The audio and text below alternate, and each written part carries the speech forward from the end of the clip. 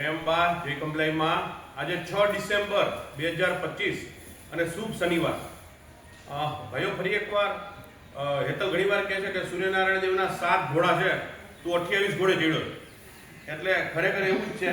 પણ આ બધી જે ટીમ છે એના વગર કાંઈ પણ કરવું અશક્ય. કાંઈ પણ કોઈ પણ વસ્તુ છેલ્લા કેટલાય મહિનાઓથી આમ તો 1 વર્ષથી બધાય તન મન ધનથી જોડાયેલા છીએ ત્યારે આ કામ થઈ રહ્યું છે. અને લક્ષચંડી કરવો એટલું સહેલું કામ નથી. અમારા વિશ્વા દીદી બોલતા હતા, કૌશિકભાઈની દીકરી, કે મુકેશભાઈ જો આટલું સહેલું હોત તો 8000 વર્ષમાં કોઈ કરી ન લીધું હોત. એટલે ખરેખર કમલેવાની કૃપા છે. અને બધાય અમારી આખી ટીમ જે મૂર્તિ બનાવીને પાછળ માની મૂર્તિ અદ્ભુત બની રહી છે, કલકત્તાના તો કારીગરો છે, પણ અમદાવાદથી આપણે એમને કરેલા અને એવી સરસ મૂર્તિ કેટલા દિવસ બની રહ્યા છે. કેતનભાઈ આપણા સીસીટીવી કેમેરાનું વર્ષોથી સંભાળે છે. દિનેશભાઈ અને દીપક બે બંને, તમે જે રોડ ઉપરનું પેઇન્ટિંગ જોયું, રોડ ઉપર આખા જે તળાવ સેતુ છે એના ઉપર જે બંને બાજુ 600 ફૂટનું જે પેઇન્ટિંગ થઈ ગયું છે એ, અને બધા જ યજ્ઞકુંડને શણગારવાનું કામ એમનું છે. અને એ લોકોએ સુંદર, તમે આવશો ત્યારે જોજો. એટલે એકવાર દિનેશભાઈ અને દીપકભાઈ માટે તાલી વગાડી આપણે. સાથે નીચેની ટીમ, દિનેશના માણસો કેટલા 1 વર્ષથી સતત જોડાયેલા છે. અજય ને બધા ઓળખો જ છો. સંદીપ આપણો ઇલેક્ટ્રિશિયન, અને આખું આવડી મોટી વ્યવસ્થાની જે વીજળી તો હૃદય છે, તો એ જે પૂરું પાડી દીધો છે મગજને, એ અમારા સંદીપભાઈ છે, કે જે દિવસ રાત, તમે જે કાલે મેં ફોટો અપલોડ કર્યો કે આખો પુલ કેવો સરસ લાગતો હતો લાઇટિંગ, તો આ સંદીપને આભારી છે કે એને બહુ સરસ મેં કહ્યું. સુરેશ કાયમ માટે આપણો વાયરમેન છે. દિવસ રાત 24 કલાક, રાત્રે 12 વાગે ફોન જાય તો સુરેશ આવીને દોડીને કામ કરે. ખાસ અમદાવાદ જઈને નિસ્વાર્થ ભાવે કેવળ અને કેવળ કમલેમાંની સેવા કરવા માટે કાલ લાઇટ લઈ આવ્યો છે. એ લાઇટ કેવી સરસ છે, એ જ્યારે લાગી જશે ત્યારે તમને એનો અનુભવ થશે. સાથે સાથે આપણા ટીમના જે મૂર્તિને બનાવીને માનીનો આપણો શણગાર કરે છે એ ટીમ. બાજુમાં દીપકની મેં વાત કરી, રાજમામાને બધા આખો પરિવાર ઓળખે છે. માના જે સુંદર શણગારો થાય છે એ કરે છે. સાથે સાથે સુરતથી આજે ભૌમિકભાઈ આવેલા છે. આપણો જે સુભાષ છે એના મોટા ભાઈ છે, અને અડતાળાના મૂળ વતની છે, સુરતની બાજુમાં જ. પણ હવે જે વાત કરવા જઈ રહ્યો છું એને બહુ ધ્યાનથી સાંભળજો.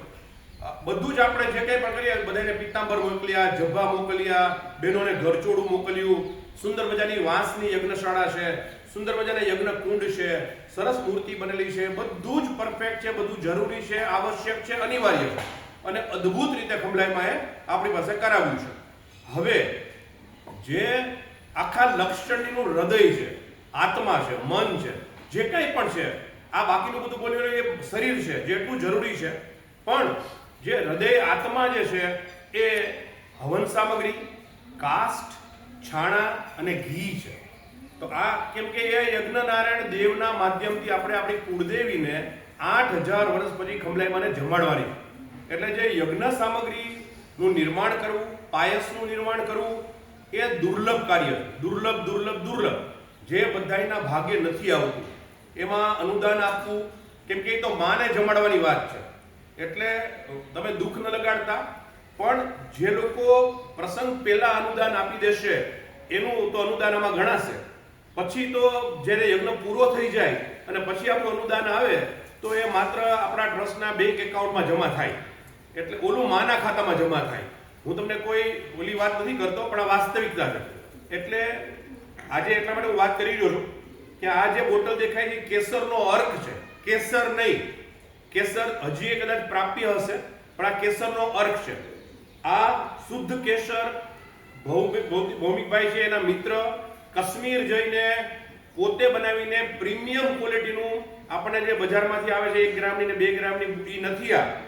એટલે આવું 10 લાખ રૂપિયાનું કેસર હવન સામગ્રી માટે, પાયસ માટે અને જ્યાં જ્યાં વપરાય એ ભૌમિકભાઈ તરફથી આપણને મળેલું છે. સાથે સાથે આ મને એને બોલવાની ના પાડેલી હતી, છતાં પણ કહું છું કેમ કે આ જરૂરી છે. પછીનું જે વાક્ય છે બહુ જરૂરી. આ જે છે એ કેસરનો અર્ક છે.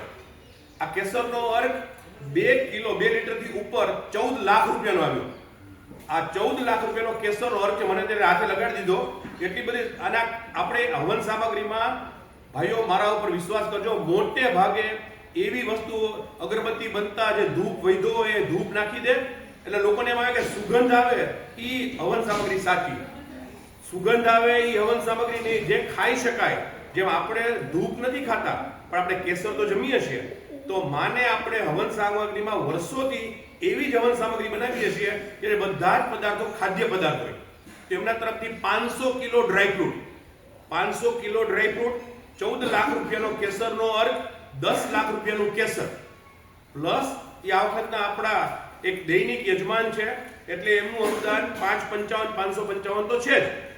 એ ઉપરાંત જ્યારે આપણે ચંડીપાઠ ઘટતા હતા અને મારી દરરોજની અપીલ થતી હતી, મને યાદ છે દિવસ તે દિવસ એમનો ફોન આવ્યો કે મોટા ભાઈ તમે આ દરરોજ અપીલ કરો છો મીન્સ કે તમે ક્યાંક મૂંઝાવ છો, તો જેટલા ચંડીપાઠ બાકી છે, મારા રોણાથી ઉભા થઈ ગયા, જેટલા ચંડીપાઠ બધા બાકી છે બધાય લખી નાખો. તો મેં કીધું ના, તો 1515 ચંડીપાઠ સાથે એમનું નામ સર્વોચ્ચ શિખર ઉપર છે. એવા ભૌમિકભાઈને મેં સ્પેશિયલ આપવો જ જોઈએ, કેમ કે જે સહાયક યજમાન છે, સાથી સહાયક, એના કરતા પણ એમનું અનુદાન વધારે, અનેક ગણું વધારે. એટલે એને મેં ફોન કે હું તમને સારો એક જગ્યાએ લબ્ધિધામમાં રૂમ આપીશ. તેમણે ના પાડી કે મારે રૂમ આપેલો હતો, તમે પેલું લિસ્ટ જોશો તેમાં એમનું નામ છે. તો કે ના, મારે લબ્ધિધામમાં નથી રહેવું, મારે તમારી હારે રહેવું. એટલે અત્યારે અતિથિ ભુવનમાં આપણી પાસે રૂમ નહોતો, તો મેં કીધું ઉપરના જે કેબિન રૂમ છે કે જે એટેચ સંડાસ બાથરૂમ નથી, તો મેં એને કીધું કે કેબિન રૂમમાં હું કદાચ કરી શકું, કે કેબિન રૂમ નહીં, તમે જ્યાં રાખો યાર, તો મારે તમારી હારે રહેવું છે. એટલે 11 દિવસ હું તમારી હારે રહી શકું, તમારી સાથે ને સાથે આપણે દિવસ રાત ભેગા, એટલે મારા માટે બહુ મૂલ્ય. તો કેબિન રૂમમાં રહેવાના છે. મારો કહેવાનો મતલબ એ છે કે આવડું મોટું સમર્પણ અને યોગદાન હોવા છતાં પણ સાચું સમર્પણ એ છે કે એમની કોઈ ડિમાન્ડ નથી, બિલકુલ કશું એને સામે જોતું નથી. એને મને એ નથી પૂછ્યું મને ક્યાં ઉતારો આપશો, શું આપશો. એટલે આપણા પરિવારે એમની પાસેથી ઘણું બધું શીખવાનું છે કે નાની નાની બાબતોમાં આપણે મને આ નથી મળ્યું કે મને નથી આ મળ્યું, એના કરતાં આપણે એ બોલે છે કે મને મારા પરિવારે કીધું કે આવડો મોટો લક્ષચંડી જ આપણા ભાગમાં ક્યાંથી આવે. તો બધાએ હૃદયથી સ્વીકારવાનું છે કે કેટલું મોટું બધાનું જોડાયેલું તમામ સીસીટીવી કેમેરાની આપણી આંખ છે.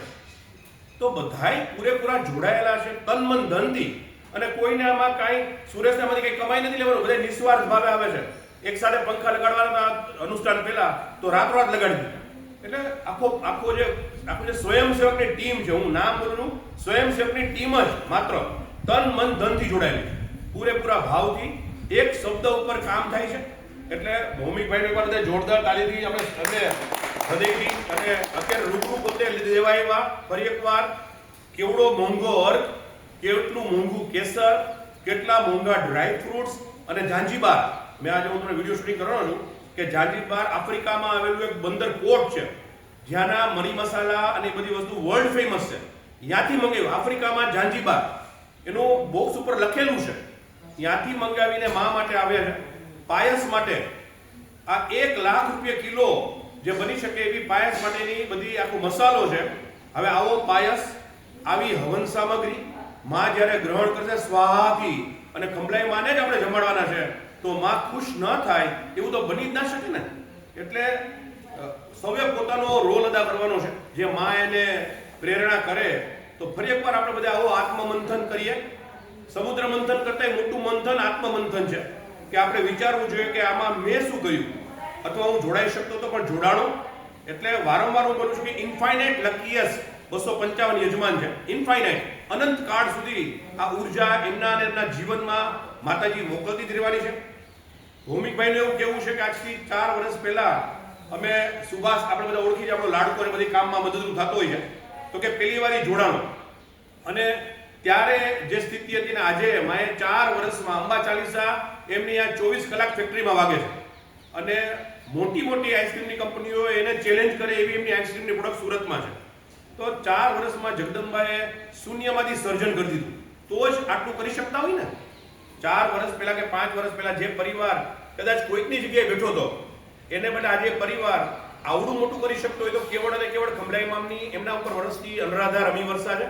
આપણી અમીવર્ષા આપણા ઉપર એવું વર્ષે જ મારા દરબારમાં બોલ્યું, આપણો ભાવ હોવો જોઈએ, આપણું સમર્પણ હોવું જોઈએ. અને હું કહીશ કે કદાચ જો 2 શબ્દ બોલે તો મને બહુ ગમશે.